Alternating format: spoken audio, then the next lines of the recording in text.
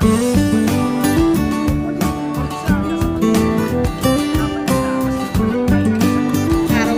Bakit po ganun, sir? Na yung buhay niyo po binibigay sa ating mga kababayan. Oh, yung sobrang dedication.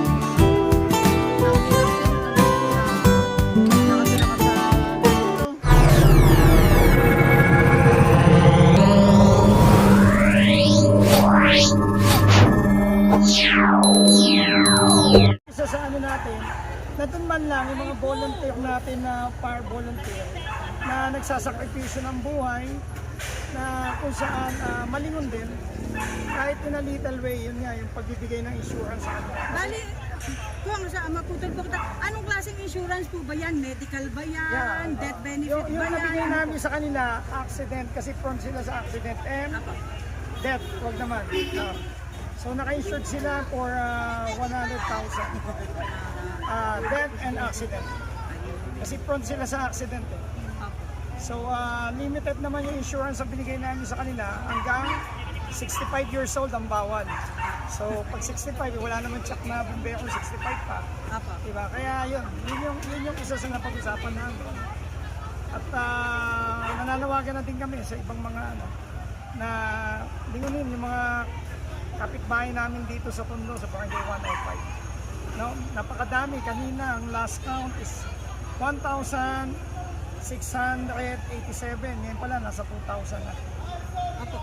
Konsi yan pong insurance na yan para po dito sa mga firefighter na taga Manila. Volunteer. Kasi alam naman natin na wala silang sahod talaga.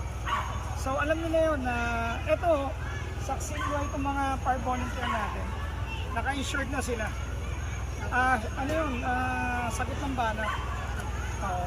Yun. Apo, kasi po sa ngayon, ako kinukonsider ko silang mga Bayani. bayani, Yes. tahimik na Bayani. bayani. Yeah, Kasi bayani wala talaga. silang pinipiling mayaman o mahirap. Nakita ko kasi yung hirap nila nung nasunog yung retail market.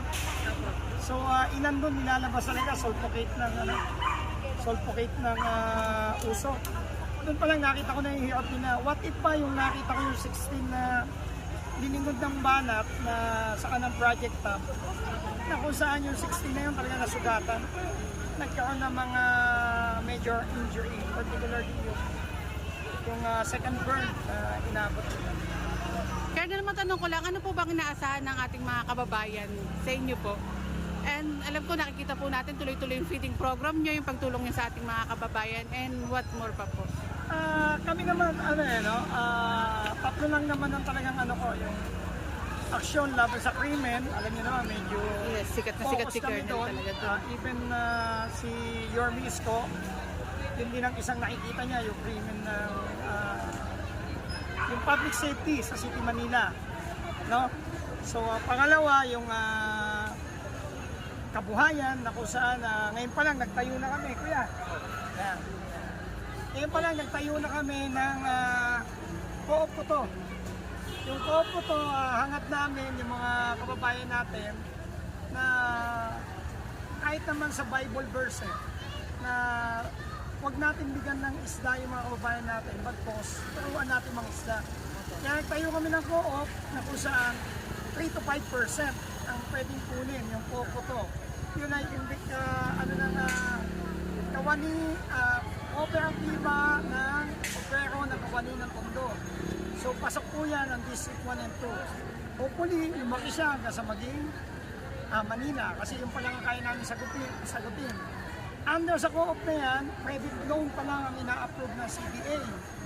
So, through that, after 2 years, ayan, yung sa credit loan namin, 3 to 5% ang binibigay namin. Bakit 3 to 5%? Pwede kang mangutang halimbawa ng 10,000 para sa small business line. After mo mangutang ng 10,000, nakabayad ka ng 5,000. Yung 5,000 na lang din ulit ang patutubuan ng 5%. So ibig sabihin, yung 5,000 mo, ang tubo na lang is 250 pesos.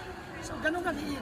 And in 2 years, gagawin namin multi-purpose kung saan less VAT ang mabibili ng mga kababayan natin dito sa City of Manila at particularly dito sa Tondo.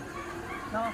So hangat lang naman namin na mabuhay at makalakad ang bawat kababayan natin dito sa Tondo ng walang takot at ligtas sa malinis sa komunidad ng Tondo.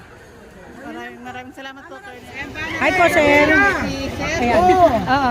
Hi, sir. Kasi natatandaan po kita, sir, matulungin ka talaga. Ikaw yung fire chief na inangkasan ko nung sa election, di ba po? Nung nagsabi ko sa inyo na iskonyan ako, pinasakay niyo ako agad. Maraming salamat po. Sa pagtulong natin. Ayun. Salamat po, salamat. Opo. Sir, ano po masasabi niyo dun sa insurance na sinasabi ni ni Colonel Ibay? Malaking tulong po yun kasi kami nga po volunteer lang. Alam mo, wala naman kami sweldo. Malaking tulong po sa amin yun na may naka-insure kami. Hindi naman po masasabi kung ano yung mangyayari sa amin. At least may makakatulong sa amin. Bali ilan na po kayo? Ano yung brigada nyo lang sa ngayon? Lahat po ba kayo sa brigada nyo? Opo. Brigada namin yung banat lang. Ayun, yung banat niyo po. Yung Sige. ano po ba, sir, kahit saan po ba yan, yung banat, kahit saan lugar po dito sa Maynila or district lang po? District po? Lalo na po kasi dito po sa Manila po kasi may communication kami na kapag tumawag na kailangan ng water supply, especially yung aming truck medyo malaki may tutulong, so may responde na po kami. And gusto ko lang pasalamatan din po kayo, sir. Buhay ang nakasalalay sa araw-araw nyo rin pong pagtatrabaho. Saludo po kami sa inyo. Hindi po, hirap niyo po sa araw-araw. Bakit po ganun, sir? Na yung buhay niyo po binibigay niyo sa ating mga kababayan. Yung sobrang dedication, Siguro po talagang nasa puso namin na magtumulong. Sir, pero hindi nyo naman naranasan yung nasunugan. Hindi pa po. Kasi yung iba kaya sila tumutulong kasi na-experience sila yon. Hindi naman po. Kasi po yun nga nakita po namin yung mga sunugan, ang hirap di ba? Yung manakawang ka, huwag lang masunugan. Kasi maraming mawawala. Kaya yun po namin talagang yung extra na namin na magagawa, yun ang makatulong.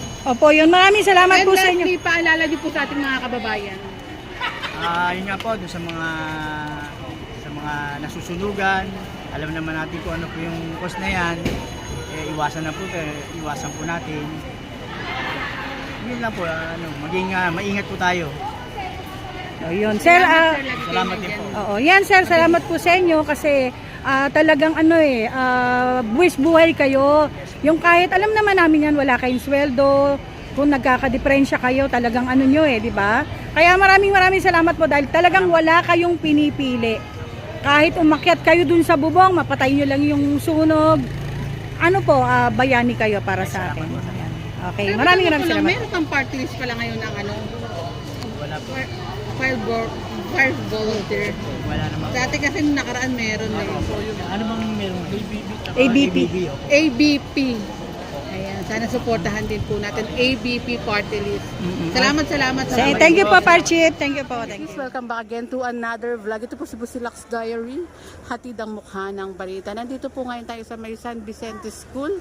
Flash na lang natin sa screen. Correct me if I'm wrong. Kaya ipa-flash natin sa screen. And pupunta po ang ating Yorme Isko Moreno para magbigay din po ng tulong sa mga nasunugan po dito. Siguro mga 2 days ago, nandyan din po si Colonel Ibay. Nandyan din po yung mga kawani ng mga kapulisan din po natin para magbigay din po ng tulong po dito sa mga nasunugan. Pasok lang tayo sa nasunugan sa may Happy Land. Lakad lang tayo mga kabungisis. At kung gusto nyo magbigay rin po ng tulong sa mga nasunugan nga rin po, pwede po rin kayong pumunta nga rin po dito or ipasadya nyo na nga lang rin po sa mga kakilala nyo. General Vicente Lim Elementary School. Dito po sila naglalagay. Meron pa nga ako nakita nga dito, bagong panganak, bagong silang na baby. Sabi nga nila, manakawan ka na, wag ka lang masunugan dahil sobrang hirap nga po. Kapag nasunugan ka, kamakailan nga, meron nga rin pong nangyaring sunog sa amin. Thank you Lord na hindi rin po kami nadami. Nandito rin po maya-maya si Congressman Ernix Dionisio para magbigay ng tulong. Good morning po. Kamusta naman po? May mga... Opo, pero may mga tulong naman pong binibigay ang ating mga And mamaya-maya may darating din po tulong po mamaya dito. Opo. Makakaraos din. Kaya natin, Pilipino tayo, kaya natin yan. Laban, yes. Salamat po. Ito, meron din medical mission, DSWD, and maraming salamat din po sa mga nagbibigay ng tulong sa ating mga kababayan. Ang hirap din na nakatira ka sa ganito.